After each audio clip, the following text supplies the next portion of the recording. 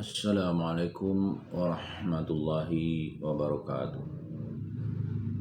Innal hamdalillah nahmaduhu wa nasta'inuhu wa nastaghfiruh wa na'udzu billahi min shururi anfusina wa min sayyiati a'malina.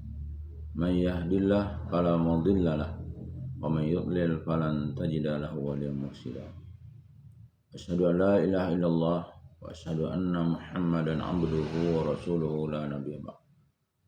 Allahumma fassalli wa sallim ala hadha nabiyil karim Muhammadin sallallahu alaihi wasallam la nabiyya ba'd. Bapak-bapak, ibu-ibu yang saya hormati serta generasi muda yang saya sayangi. Baiklah, pada kesempatan yang berbahagia ini kita akan melanjutkan membaca buku Tafsir Al-Azhar yang disusun oleh Profesor Dr. Hamka. Yang pada kesempatan yang berbahagia ini kita akan membacakan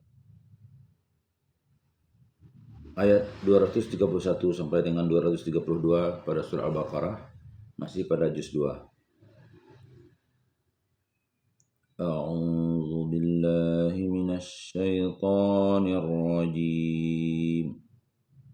Bismillahirrahmanirrahim. Wa idza talaqtumun nisaa fabalawna ajalahunna فأمسكوهن بمعروف أو سرحوهن بمعروف ولا تمسكوهن ضرارا لتعتدوا ومن يفعل ذلك فقد ظلم نفسه ولا تتخذوا آيات الله هزوا واذكروا نعمة الله عليكم وما أنزل عليكم من الكتاب والحكمة يعظكم به واتقوا الله واعلموا أن الله بكل شيء عليم. وإذا طلقتم النساء فبلغن أجلهن فلا تعضلوهن أن ينكحن أزواجهن إذا تراضوا بينهم بالمعروف ذلك يوعظ به من كان منكم يؤمن بالله واليوم الآخر ذلكم أزكى لكم وأطهر والله يعلم وأنتم لا تعلمون. Ayat 231. Dan apabila kamu mentalak perempuan-perempuan itu, lantas sampai janji mereka atau iddah, maka rujuklah kepada mereka dengan yang patut, atau lepaskanlah mereka dengan patut pula. Dan jangan kamu rujuk kepada mereka dengan maksud menyusahkan, karena kamu hendak melanggar peraturan Allah. Dan barang siapa yang berbuat demikian, sesungguhnya dia telah menganiaya dirinya sendiri. Dan janganlah kamu ambil ayat-ayat Allah jadi permainan. Dan ingatlah olehmu nikmat Allah atas kamu dan apa yang telah diturunkan kepada kamu daripada kitab dan hikmat yang telah dinasihatkannya kepada kamu dengan dia. Dan takwalah kepada Allah dan ketahuilah bahwasanya Allah atas setiap sesuatu adalah mengetahui. Ayat 232. Dan apabila kamu talak perempuan-perempuan itu lalu sampai janjinya atau iddahnya, maka janganlah kamu hambat-hambat mereka akan kawin dengan suami-suami mereka apabila telah berkesukaan di antara mereka dengan secara patut. Demikianlah yang diberi nasihat dengan dia barang siapa di antara kamu yang beriman kepada Allah dan hari yang akhir. Itulah yang sebersih-bersihnya bagi kamu dan sesuci-sucinya, dan Allah lah yang mengetahui sedangkan kamu tidak mengetahui. Rujuk sebelum lepas iddah. Dan apabila kamu mentalak perempuan-perempuan itu lantas sampai janji mereka atau iddah, maka rujuklah kepada mereka dengan patut, atau lepaskanlah mereka dengan patut pula, dan jangan kamu rujuk kepada mereka dengan maksud menyusahkan karena kamu hendak melanggar peraturan Allah. Pangkal ayat 231. Rupanya sejak zaman jahiliyah sudah ada juga peraturan bahwa perempuan yang telah diceraikan itu memakai iddah 3 kali suci atau quru. Maka di zaman jahiliyah itu demikian menurut suatu riwayat dari Ibnu Jarir melalui riwayat Al-Ufi dari Ibnu Abbas. Ada laki-laki yang demikian rendah budinya, diceraikannya istrinya lalu perempuan itu dalam iddah. Dekat 2-3 hari ya iddah akan sampai dia pun rujuk. Beberapa hari kemudian diceraikannya lagi sehingga beriddah pula. Dengan maksud semata-mata untuk menganiaya. Sekarang nikah, talak dan rujuk telah diatur oleh agama. Rujuk pun jangan dijadikan permainan. Sebab itu kalau iddah perempuan itu telah dekat sampai, silahkan kamu rujuk kepadanya kembali. Di ayat ini disebut sampai janji mereka adalah dimaksud telah hampir sampai tinggal 2 hari. Sampai tinggal 2-3 hari. Seumpama orang menuju kota dalam perjalanan musafir. Setelah kelihatan kota itu dari jauh, orang itu berkata, kita telah sampai. Atau lepaskanlah dengan sepatutnya, yaitu jika tidak rujuk, biarkan selesai iddahnya supaya dia bersuami lain. Janganlah rujuk dengan maksud menyusahkan sebagai perbuatan hina dari orang-orang jahiliyah itu, yang memandang orang perempuan sebagai makhluk yang biasa dipermain-mainkan saja, atau disiksa melepaskan sakit hati. Dan barang siapa yang berbuat demikian, sesungguhnya dia telah menganiaya diri sendiri. Ujung ayat 231. Dia dengan berbuat demikian adalah menyusahkan dirinya. Sebagai pepatah bangsa kita, laki-laki semalu, perempuan serasa. Penderitaan yang ditimpakannya kepada istri yang dianiayanya itu akan dilihat dan diperhatikan oleh perempuan yang lain. Akan sukar seorang perempuan lain menerimanya menjadi suami karena dikenal sebagai penganiaya perempuan. Dan janganlah kamu ambil ayat-ayat Allah jadi permainan. Sebab perbuatannya demikian adalah mempermainkan ayat Allah namanya. Dibuka Tuhan pintu iddah dengan peraturan. Tetapi kamu permainkan peraturan itu untuk melepaskan hawa nafsumu yang buruk. Dengan demikian pelanggar yang seperti ini diberi 2 ancaman. Pertama, ancaman karena dia menganiaya diri sendiri dengan menimbulkan kebencian masyarakat kepadanya, terutama masyarakat kaum perempuan. Kedua, dipandang sebagai orang yang bermainkan peraturan Allah sehingga menjadi kebencian Tuhan. Akhir hidupnya atau hari tuanya akan melarat dia, sebab di masa muda mempermainkan perempuan, di masa tua tidak ada lagi orang yang akan menolong menyelenggarakannya. Ayat ini yang menegaskan bahwa ayat-ayat Allah tidak boleh dijadikan permainan dan olok-olok. Rasulullah SAW telah bersabda, 3 perkara, barang siapa yang mengucapkannya, berlakulah apa yang diucapkannya itu, baik ucapannya itu sambil bermain-main ataupun tidak bermain-main, yaitu talak, nikah, dan memerdekakan budak. Diriwayatkan oleh Ibnu Munzir dan Ibnu Abi Hatim dan Ubadah bin Samit. Menurut riwayat Ibnu Mardawaihi dari Abi Darda, beliau ini berkata, ada orang yang mentalak istrinya, lalu dia berkata, aku mentalak main-main saja. Dan dia merdekakan budaknya, lalu dia katakan pula bahwa dia hanya berolok-olok saja. Maka datanglah ayat ini yang berkata, jangan kamu ambil ayat-ayat Allah menjadi permainan. Dan berkata Rasulullah SAW, barang siapa yang mentalak atau memerdekakan lalu dia berkata bahwa itu hanya diucapkannya secara main-main, maka perkataannya itu tidak diterima sedikit pun, melainkan perkataannya itu berlaku dan wajib dipenuhi. Dan menurut riwayat Ibnu Mardawaihi pula dari Ibnu Abbas, bahwa seorang laki-laki mentalak istrinya, tetapi secara main-main saja, kemudian dimungkirinya, maka turunlah ayat ini melarang mempermainkan ayat-ayat Allah. Lalu Nabi menetapkan bahwa talaknya itu tetap jatuh. Dari semuanya itu dapatlah kita ambil kesimpulan bahwa mentalak istri janganlah dijadikan permainan atau senda gurau. Jagalah hubungan budi yang mulia dalam rumah tangga dengan sebaik-baiknya. Apatah lagi sebagai dahulu telah kita tafsirkan hadisnya, telah kita salinkan hadisnya bahwa sanya istri itu adalah amanat Allah atas seorang laki-laki. Baru halal dia mendekatinya dan berseketiduran dengannya setelah dibacakan kalimat Allah. Adakah patut amanat Allah yang begitu berharga, yang diserahkan oleh walinya dengan melalui ijab qabul, hanya akan dihabiskan sambil main-main, dan nyata pula lah bahwa laki-laki yang bermain-mainkan talak itu adalah seorang laki-laki yang tidak berbudi. Dan ingatlah olehmu akan nikmat Allah atas kamu, nikmat yang jadi puncak dari segala nikmat ialah dikirimnya kepada kamu Rasul untuk membimbingmu menjadi manusia yang baik, membimbing peraturan dalam rumah tangga dan persuami istri dan kamu yang dipatrikan atau atas mawaddah, yaitu kasih sayang dan rahmat belas kasihan. Dan apa yang telah ia turunkan kepada kamu daripada kitab dan hikmat yang telah dinasihatkan kepada kamu dengan dia. Demikian besar nikmat itu, ada Rasul, ada kitab, ada hikmat, dan ada pengajaran. Apa kurangnya lagi?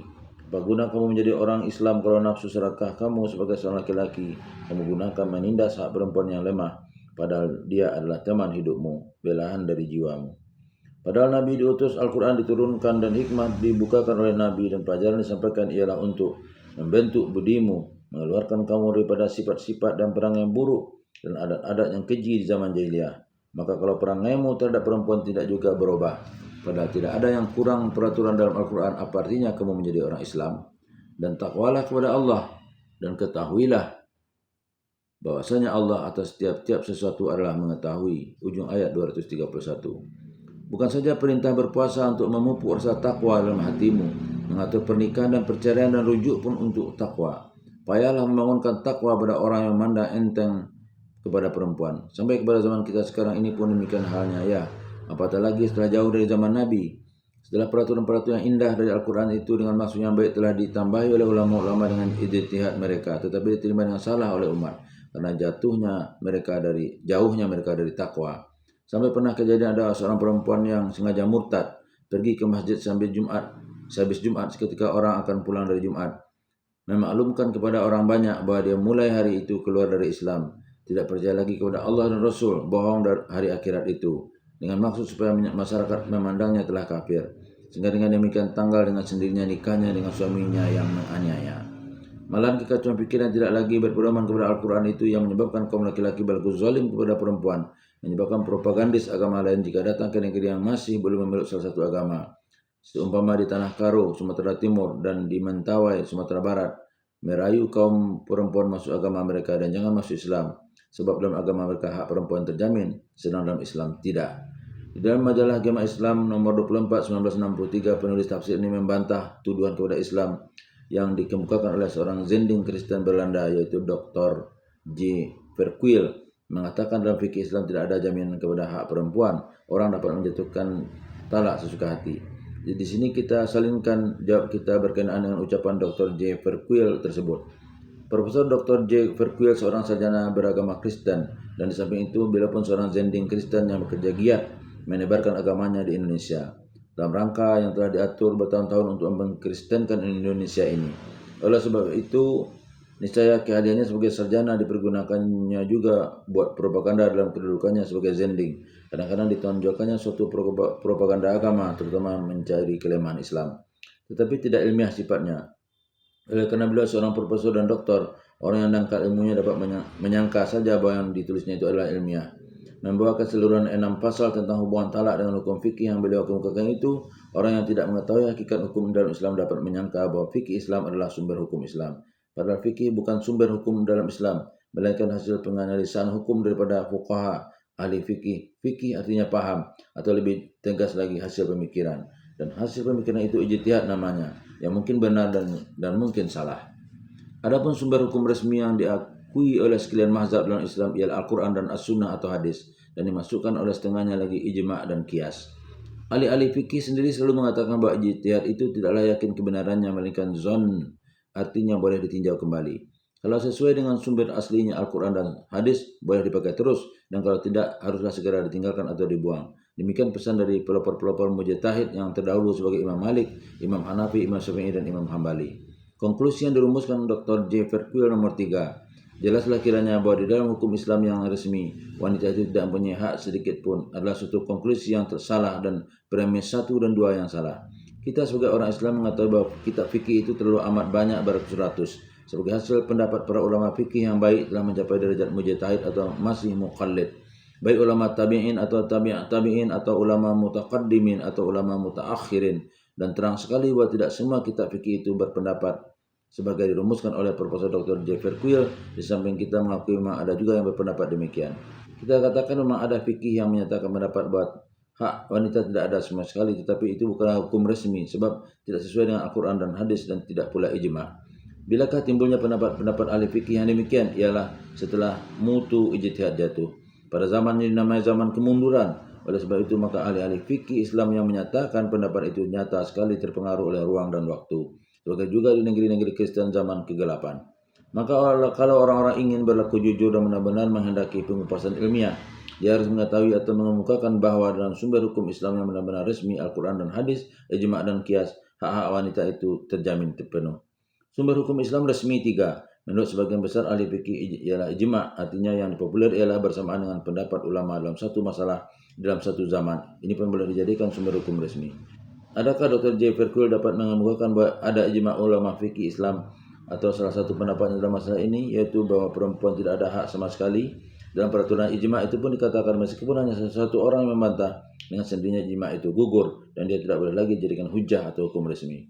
Sumber hukum Islam keempat bagi ahli fikih Islam, yaitu di mazhab Zahiri, ialah qiyas, yaitu hasil perbandingan hukum atas suatu perkara yang baru terjadi, yang tidak ada nasnya dalam Al-Quran atau Sunnah, lalu dicari persamaan ilatnya sebabnya untuk mencari persamaan hukumnya. Maka sumber keempat ini tak ada dalam soal talak, sebab soal talak telah jelas peraturannya dalam Al-Quran dan hadis. Terang wanita mempunyai hak. Sebagai seorang sarjana, Profesor Dr. J. Verkuil barangkali tahu itu, tetapi untuk kepentingan propaganda menating kepunyaan sendiri dan menekan pihak lain, sengaja beliau tidak mengemukakan itu. Beliau menutup kebenaran pada Islam dengan mengemukakan pendapat-pendapat ahli fikih Islam dan menyembunyikan sumber Islam yang resmi Al-Quran dan hadis. Coba perhatikan sabda Nabi SAW sendiri. Beliau berkata, pekerjaan yang halal tetapi amat dibenci oleh Allah ialah talak. Dengan mengemukakan hadis yang satu ini saja, habislah kekuatan fikih. Pendapat beberapa orang ulama, tidak seluruh ulama, artinya tidak ijma' itu. Tuhan berfirman dalam Al-Quran, A'udzu billahi minasy syaithanir rajim. Wa in azamut talaqa fa innallaha samii'un 'aliim. Kalau mereka telah bermaksud melakukan talak, maka sungguhnya Tuhan Allah Maha mendengar dan Maha mengetahui. Al-Baqarah 227. Dalam ayat ini sudah diberi peringatan supaya orang-orang yang termaksud dalam hatinya hendak menceraikan istrinya, berhati-hatilah dan berpikir panjang terlebih dahulu.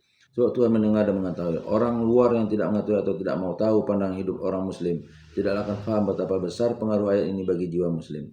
Apa benarkah wanita tidak berhak apa-apa menurut hukum Islam yang resmi? Lihat surah Al-Baqarah ayat 228. Dalam ayat ini jelas sekali kalau talak itu terjadi juga perempuan itu beridah 3 kali haid dan 3 kali suci. Selama masa itu dia tidak boleh bersuami. Dan kalau wanita itu mengandung, wajiblah diberitukannya sebab kandungannya itu adalah tanggung jawab jandanya itu. Tetapi jandanya itulah orang pertama yang mendapat kesempatan mengulang kembali jika mereka menginginkan perdamaian. Dan perdamaian islah adalah kesempatan kedua belah pihak. Setelah itu diterangkan lagi bahwa bagi wanita itu ada hak sebagaimana adanya kewajiban yang terpikul atas pundaknya. Huruf lahunna dalam undang-undang bahasa Arab adalah untuk hak dan huruf alaihinna untuk kewajiban. Sesudah itu di ujungnya dikatakan bahwa laki-laki dalam rumah tangga itu mempunyai derajat tinggi setingkat dari wanita, dan itu adalah logis buat seluruh dunia. Kecuali bagi laki-laki yang tidak dayus, tidak ada lagi harga diri karena telah diinikan oleh bininya. Walahunna mithlul ladzi 'alaihinna bil ma'ruf, dan untuk mereka seumpama yang atas mereka dengan ma'ruf. Tidak ada dalam segala agama, termasuk agamanya Profesor Dr. J. Verkuil sendiri, yang sejelas itu untuk kaum wanitanya. Ini dalam Al-Quran, bukan dalam fikihnya beberapa orang ulama. Yang ada dalam agamanya Profesor Dr. J. Verkuil ialah yang tersebut dalam surat kiriman Rasul Paulus kepada orang Efesus 5:22. Hai segala istri orang, hendaklah kamu tunduk kepada suamimu seperti kepada Tuhan. Memang Rasul Paulus menyatakan juga bahwa laki-laki wajib mencintai istrinya, tetapi kalau terlebih dahulu si istri sudah wajib memenang suaminya sama dengan memenang Tuhan, tidak mungkin lagi bagi si laki buat bersikap lain dari mencintai hamba saya. Itu pun kalau benar-benar orang hendak taat kepada sabda kitab sucinya. Syukurlah dalam Al-Quran dan hadis tidak ada ayat begitu, yaitu supaya istri wajib memenang suaminya sebagai Tuhannya, dan tidak ada pula dalam buku fikih. Pada keterangan Profesor Dr. J. Verkuil yang nomor 5, beliau berkata, tetapi kitab fikih dan praktik sehari membuka pintu lebar-lebar dan memberi kesempatan seluas-luasnya memutus hubungan nikah. Kalimat-kalimat ini sudah nyata hanya propaganda untuk membusukkan Islam dan bukan ilmiah. Sebagaimana kita katakan tadi, Profesor Dr. J. Verkuil tidak mau menulis seluruh fikih, tetapi hanya kitab fikih saja. Padahal meskipun ada hasil ijtihad ahli fikih itu yang salah, namun lebih banyak yang benar. Dalam seluruh kitab fikih ada ditulis bab pada menyatakan khulu'. Dalam seluruh kitab fikih ada ditulis tentang sikak dan hakam, dan dalam seluruh kitab fikih ada ditulis tentang ta'liq. Arti khulu' ialah bahwa wanita berhak membayar ganti kerugian kepada suaminya untuk menembus talaknya kalau ganti kerugian itu dibayarnya dengan sendirinya jatuh pada talak jatuh talak laki-laki itu.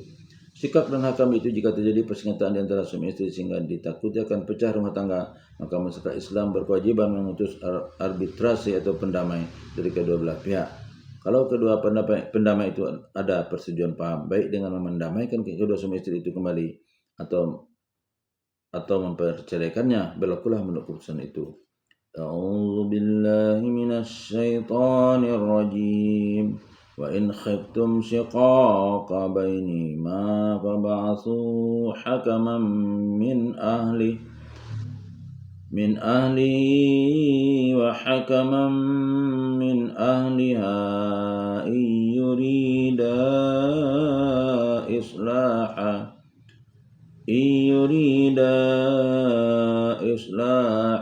yuwaffiqillahu bainahuma.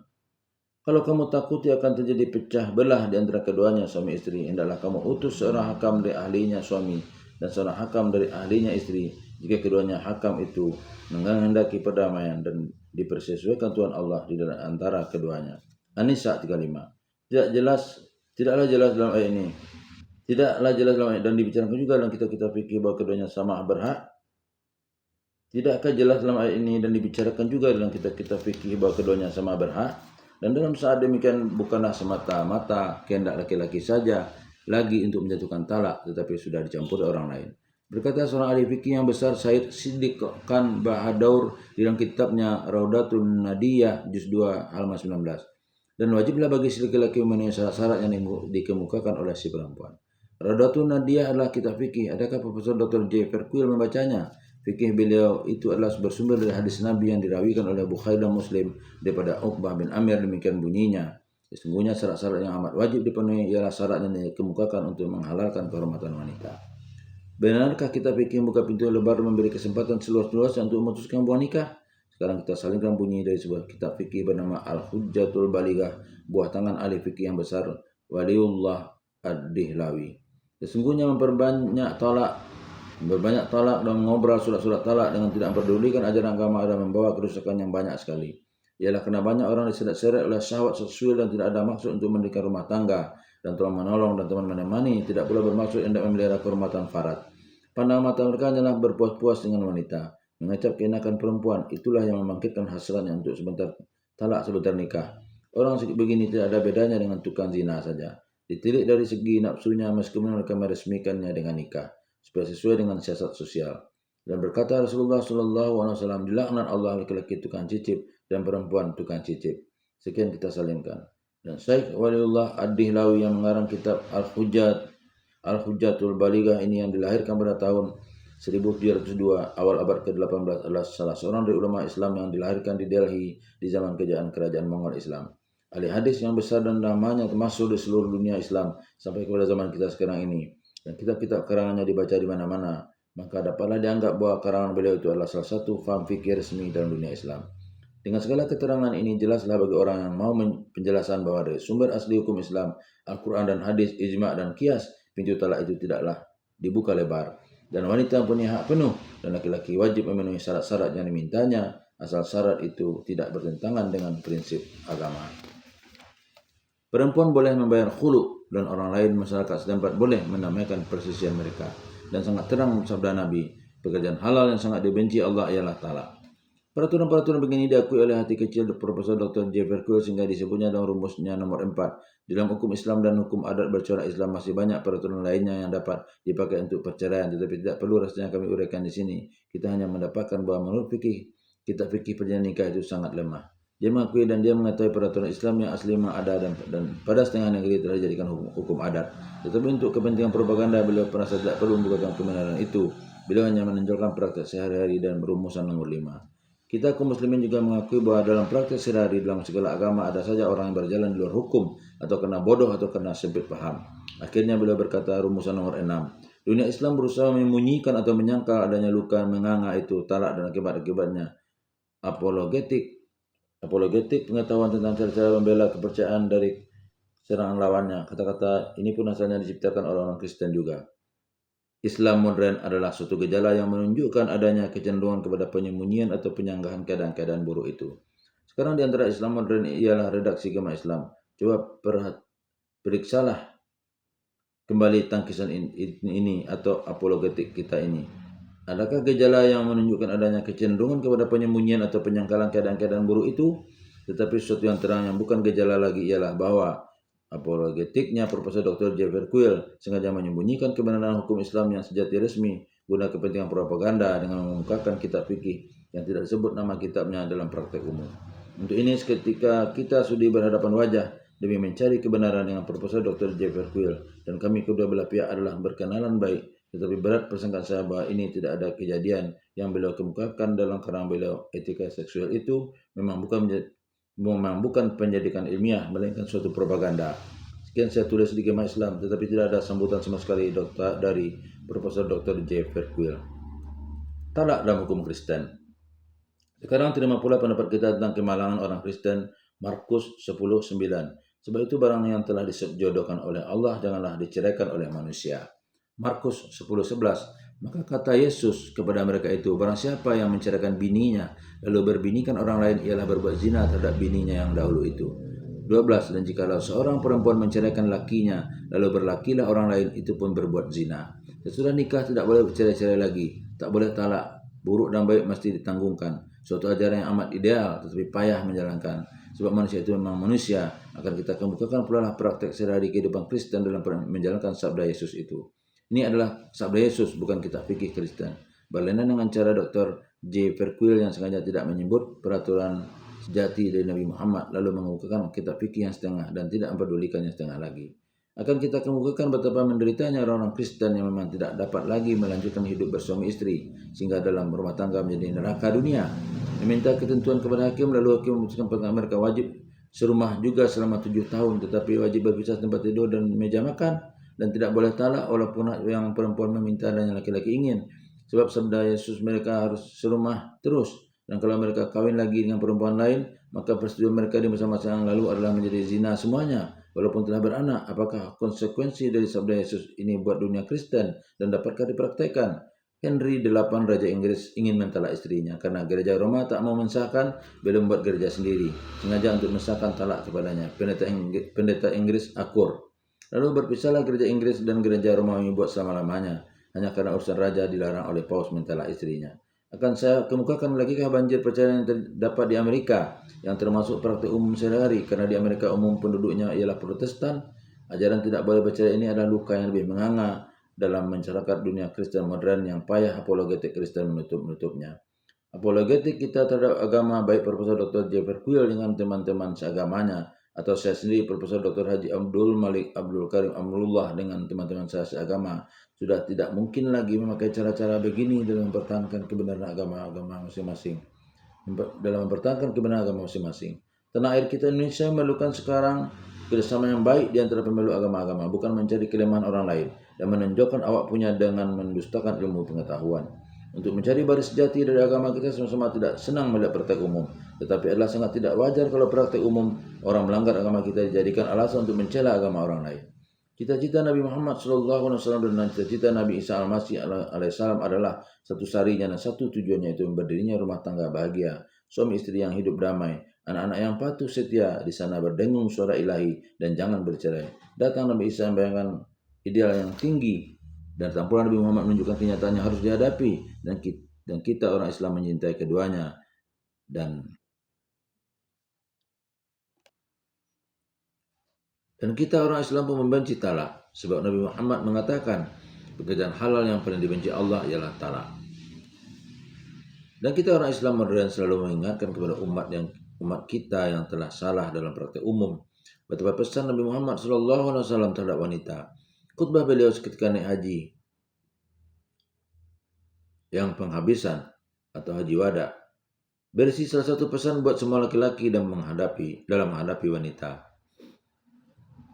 Aku wasiatkan kepadamu, wahai umatku, agar berlaku baik terhadap wanita karena kamu mengambilnya adalah sebagai amanat dari Allah dan menjadi halal kehormatannya bagi kamu ialah melalui kalimat Allah. Dan 2 hari sebelum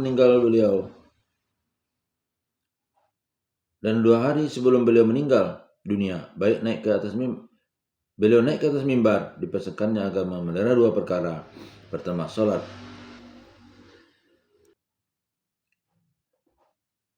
Pertama, sholat jangan ditinggalkan. Kedua, an-nisa, wanita, peliharalah baik-baik wanitamu. Kalau Profesor Dr. Jeffrey Quill menonjolkan kesalahan dalam praktik umum, bukanlah praktik umum itu yang pantas dijadikan alasan buat menyalahkan agama kami. Karena kalau apologetik kita sudah memakai cara begitu, kami pun sanggup pula berbuat demikian. Cuma kami tidak mau begitu, sebab agama Islam melarang cara-cara demikian. Di dalam merenungkan ujung ayat ini, sebab kita orang Islam langsung kepada Al-Quran, bukan hanya menerima saja fikih ulama. Apatah lagi kalau berjauhan dari Al-Quran, kita telah mendapat pokok ajaran yang teguh dari Islam, yaitu maksud menegakkan rumah tangga suami istri ialah untuk menegakkan takwa kepada Allah. Orang takwa niscaya mengerti bahwa Allah selalu mengetahui siapa orang yang bertanggung jawab serta jujur kepada istrinya, teman hidupnya, belahan dirinya. Jangan main paksa. Dan apabila kamu talak perempuan-perempuan itu lalu sampai janjinya atau iddahnya, maka janganlah kamu hambat-hambat mereka akan kawin dengan suami-suami mereka apabila telah berkesukaan di antara mereka dengan secara patut. Pangkal ayat 232. Di dalam ayat ini terdapat berbagai tafsiran. Adapun tafsiran cepat masuk pikiran kita setelah membaca susunan ayat bahwa yang dimaksud dengan apabila kamu talak perempuan-perempuan itu yang kamu di sini ialah orang-orang yang mentalak istrinya. Istri yang telah diceraikan itu menurut bahasa kita disebut janda. Ayat ini melarang orang-orang yang telah menceraikan istrinya, melarang jandanya itu kawin dengan orang lain apabila telah sampai iddahnya. Dan telah ada pula persetujuan di antara janda itu dengan laki-laki menurut jalannya halal dan patut. Karena kalau iddahnya sudah lepas dengan suami yang pertama, terbukalah baginya pintu menurut peraturan syara buat bersuami orang lain pula. Maka ada jugalah orang yang merasa keberatan jika jandanya bersuami lain. Dia merasa dirinya dihina kalau jandanya dikawini orang lain. Atau karena sombongnya dia merasa kalau tidak dengan dia, jandanya tidak akan bersuami lagi. Sebab dia orang kaya atau berkuasa besar, semua terjadi pada raja-raja.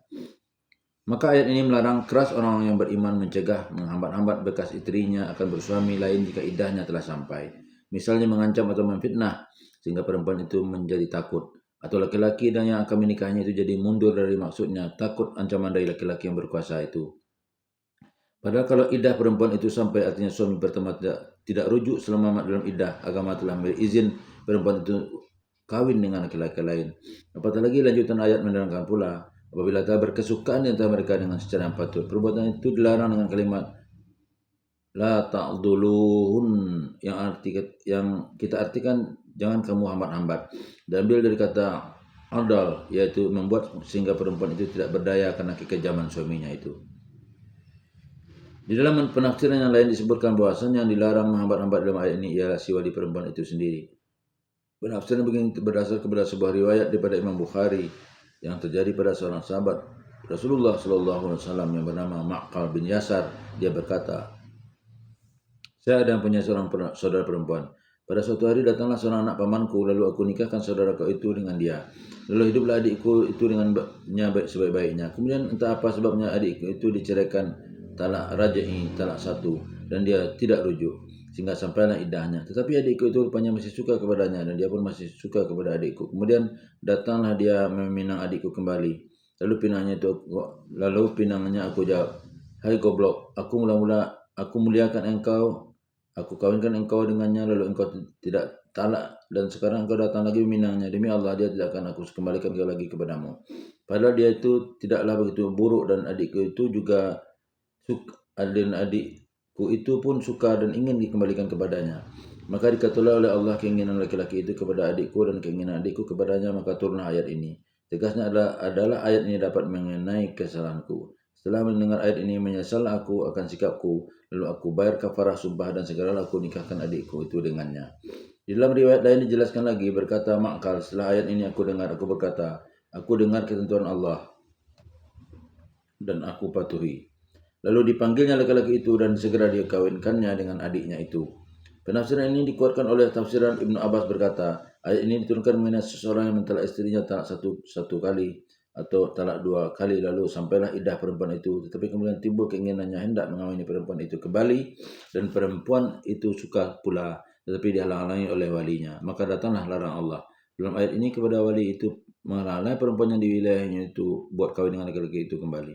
Baik hadis Bukhari di atas atau hadis yang sama isinya dalam riwayat lain menceritakan bahwa Jabir bin Abdullah punya seorang anak perempuan dan telah dikawinkannya, lalu bercerai dengan suaminya sampai lepas iddahnya. Maka jandanya itu minangnya kembali, tetapi Jabir bin Abdullah tidak mau melepaskan anaknya kembali kepada laki-laki itu, padahal mereka telah suka sama suka kembali.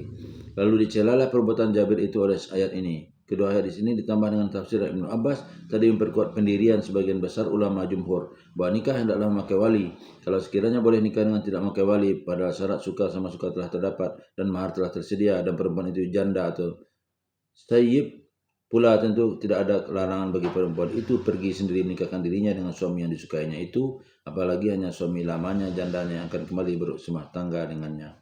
Dan ayat ini pun buka pintu ijtihad yang lebih luas bagi kita tentang bagaimana hendaknya hubungan baik dan saling mengerti di antara wali dengan perempuan yang di wilayahnya. Arti wali ialah pelindung. Memang wali tidak boleh memaksa nikah atau memaksa menghalangi nikah. Rasulullah pernah membatalkan nikah perempuan yang mengadukan halnya kepada beliau karena dia dipaksa nikah oleh walinya dengan laki-laki yang tidak disukainya. Tetapi meskipun wali tidak boleh memaksa, sesuatu waktu dia berhak memaksa juga, mujibir. Misalnya di zaman modern kita ini ada perempuan yang menentukan sendiri orang yang akan jodohnya. Dia hendak melangsungkan juga walaupun wali tidak suka. Kalau pertimbangan wali itulah yang lebih benar. Sebab perempuan jatuh cinta kepada seorang laki-laki yang berlain agama atau seorang laki-laki nakal dan penipu, sedang si perempuan karena sudah jatuh cinta tidak lagi memakai pertimbangan akal sehat melainkan memperturutkan keperasaan. Akhirnya kawin langsung juga di luar izin wali, sebab dia menjadi wali hakim. Tidak lama sesudah nikah, arti kasarnya nafsu cinta setubuh sudah lepas, maka timbullah perceraian dan perempuan itu menjadi janda muda setelah ditipu oleh bujuk rayu dan hawa nafsu. Inilah suatu keganjilan rumah tangga. Rumah tangga yang dicita-cita ialah pergaulan suami istri berpuluh tahun, memperingati kawin perak 25 tahun dan kawin emas 40 tahun dan kawin berlian 50 tahun. Tetapi permulaan mendirikan rumah tangga itu kerap kali diperdayakan oleh nafsu persetubuhan seks belaka. Disinilah perlunya pertimbangan matang dan pengertian yang baik di antara wali dengan perempuan bersangkutan. Perempuan baik janda apatah lagi gadis perawan tidak lagi dapat dihalangi mencari jodohnya sendiri di zaman modern ini. Tetapi untuk muslihatnya, kebaikan dan kesejahteraannya di zaman depan, dia tidak boleh mengabaikan pertimbangan manfaat dan mudarat dengan walinya. Demikianlah yang diberi nasihat dengan dia. Barang siapa di antara kamu yang beriman kepada Allah dan hari akhir, nasihat ini disampaikan kepada orang-orang yang bersangkutan, baik kepada laki-laki yang menghalangi jandanya akan kawin lagi dengan laki-laki lain pada idahnya sudah sampai dan syarat-syarat kesukaan kedua belah pihak sudah cukup menurut patutnya atau terhadap wali-wali yang menghalangi perempuan yang di bawah wilayahnya buat surut kepada jandanya, ataupun umum kepada segenap wali dalam memimpin perempuan yang di wilayahnya atau perempuan modern di dalam memilih jodoh. Hendaklah mereka perhatikan nasihat ini. Kalau mereka mengaku beriman kepada Allah dan hari akhirat, hendaklah orang yang beriman tunduk kepada peraturan Allah dan hidup kita bukanlah singgah di dunia ini saja. Perkawinan di antara seorang laki-laki dan seorang perempuan hendaklah jangan hingga di dunia ini saja. Di dalam Al-Quran surah At-Tur surah 52 ayat 21 ada tersebut bahawa seorang yang beriman dan beramal soleh akan masuk surga dan akan diikutkan pula dengan anak keturunan dan istri mereka. Dan surah Ar-Ra'd surah 13 juga disebutkan bahwa seorang suami yang soleh akan disertai oleh istri-istri yang soleh dari malaikat, dan malaikat akan masuk dari tiap-tiap pintu menemui mereka dan mengucapkan selamat atas kebahagiaan yang telah mereka capai. Maka tidak layak bagi setiap orang beriman kepada Allah dan hari akhirat menghalangi berdirinya rumah tangga orang lain, entah mereka akan berbahagia dunia dan akhirat. Oleh sebab itu datanglah lanjutan ayat. Itulah yang sebersih-bersihnya bagi kamu dan sesuci-sucinya, yaitu mempermudah perjodohan seorang perempuan dengan seorang laki-laki walaupun perempuan itu sudah cukup. Itulah tanda hati yang bersih dan jiwa yang tidak kotor, yaitu jiwa yang besar, bukan perangai hina. Akhirnya ayat berkata, dan Allah lah yang mengetahui sedang kamu tidak mengetahui. Ujung ayat 232. Ujung ayat ini sebagai peringatan baik kepada janda si perempuan yang menghalang-halangi atau si wali perempuan yang menghambat-hambat, karena kadang-kadang ada juga mereka yang menghalang-halangi karena merasa was-was dan kalau langsung perkawinan ini, kehidupan perempuan itu akan terlantar atau rumah tangga ini tidak akan berdiri lanjut. Misalnya si wali yang menghalangi bekas suami perempuan tadi akan nikah kembali dengan perempuan itu, takut mereka akan bercerai lagi. Apa guna dipertukarkan was-was hati kalau syarat kesukaan kedua belah pihak telah cukup?